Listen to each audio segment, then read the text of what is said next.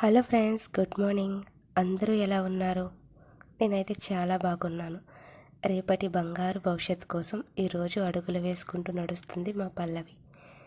ఈరోజు పల్లవిని స్కూల్లో జాయిన్ చేసాం.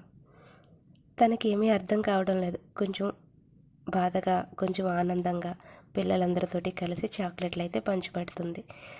పల్లవిని అలా స్కూల్లో జాయిన్ చేసినప్పుడు నాకైతే కొంచెం బాధగా అనిపించింది. అయినా కానీ దాని భవిష్యత్తు కోసం నేను స్కూల్లో అయితే వదిలేశాను. దాని భవిష్యత్తు బాగుండాలి అనేసి ఇంటికైతే వచ్చేసాం. ఇంటికి వచ్చేటప్పటికి మాకు స్కూల్లో బుక్స్ ఇచ్చారు. ఇవే బుక్స్, ఇవన్నీ 3700 అంట. అక్కడ మేడంని అడిగాను, ఎందుకండి మా పాప ఇప్పుడే కదా జాయిన్ చేసాం, తనకి ఇంకా సరిగ్గా కనికి పట్టుకోవడమే రాదు, వాళ్ళు నేర్పించండి ఫస్ట్ అనేసి అంటే, లేదండి ఇవన్నీ కూడా కావాలి పిల్లకి బుక్స్, రేపటి రోజున మంచి స్టడీ కావాలంటే ఇప్పటి నుంచే కూడా పునాది గట్టిగా ఉండాలి, అందుకనేసి ఇవన్నీ బుక్స్ అన్నారు. సరే, పునాది మరీ గట్టిగా ఉన్నట్టు అనిపించింది నాకైతే ఈ బుక్స్ అన్నీ చూస్తుంటే. ఏంటి, నర్సరీ పాపకి 20 బుక్సా? ఎంత బరువు ఉన్నాయి, నాకు పోయడానికే చెయ్యి నొప్పి వచ్చింది. అలాంటిది తను పొద్దున్నే lunch box, water bottle, school books ఇవన్నీ తీసుకుని వెళ్ళాలి అంటే పాప కష్టమే కదా. అయినా కానీ పర్వాలేదు, మీ పాప కలెక్టర్ అవ్వాలి, ఇంజనీర్ అవ్వాలి, డాక్టర్ అవ్వాలి, ఇవన్నీ అవ్వాలంటే ఇప్పటి నుంచి కూడా ఈ బుక్స్ అన్నీ చదవాలి. ఇది పోటీ ప్రపంచం కదా, పోటీ ప్రపంచంలో మీ పాపని మీరు వెనకాల ఉంచుతారా అన్నట్టుగా అడిగారు టీచర్ గారు. నాకు కూడా అంతే కదా, అందరూ చదువుతారు, దీనికి మాత్రం ఇన్ని బుక్స్ కొనకపోతే ఎలా అనేసి నేను తీసుకున్నాను. కానీ తీసుకుని ఇంటికి వచ్చానే కానీ వచ్చిన కానించి మనసులో ఒక్కటే ఆలోచన, ఇన్ని బుక్స్ ఆ పాపకి, ఏం చదువుతుంది తను ఇన్ని బుక్స్, అలా సరిగ్గా రావు కదా అనేసి ఆలోచిస్తూనే ఉన్నాను. ఒక స్కూల్లోనేమో వీటికన్నా ఇంకా ఎక్కువ బుక్స్ ఉంటాయి అంటున్నారు.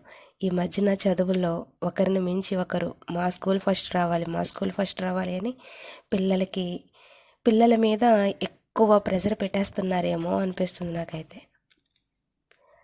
ఆడుకునే వయసు చిన్నపిల్లలది.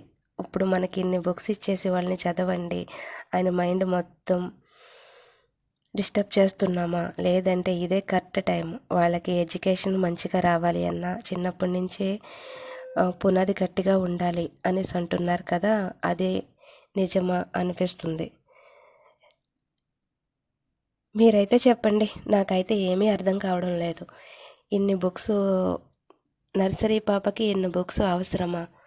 మీ పాపకి కూడా ఇన్ని బుక్స్ ఉంటాయా? నిజంగా వాళ్ళు ఇన్ని బుక్స్ చదువుతారా? మనమే వాళ్ళ మైండ్ ఏమైనా డిస్టర్బ్ చేస్తున్నామా? ఒకసారి ఆలోచించండి.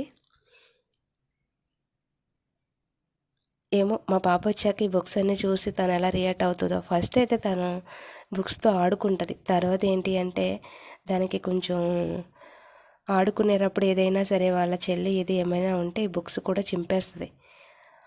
అలాంటి పాపకి ఇన్ని బుక్స్ అంట.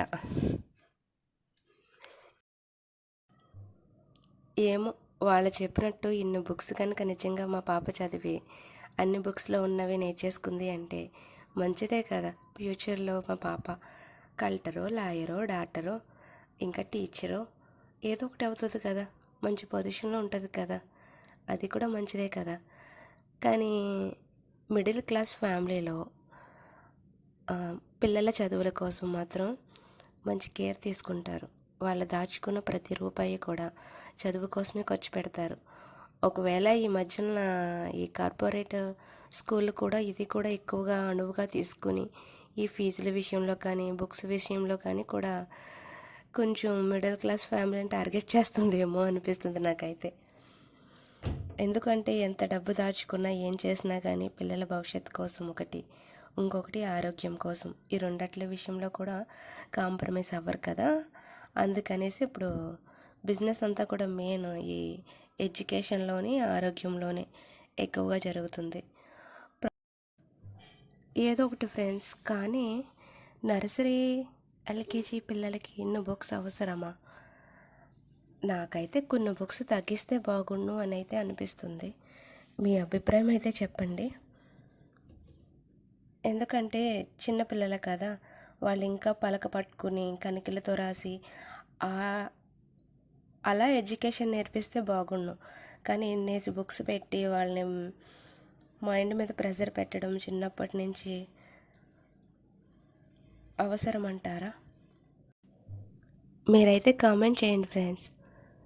ఇక్కడ వరకు వీడియో చూసినందుకు చాలా చాలా థ్యాంక్స్. లైక్ చేయడం మర్చిపోతే లైక్ చేయండి. Okay friends, bye, take care.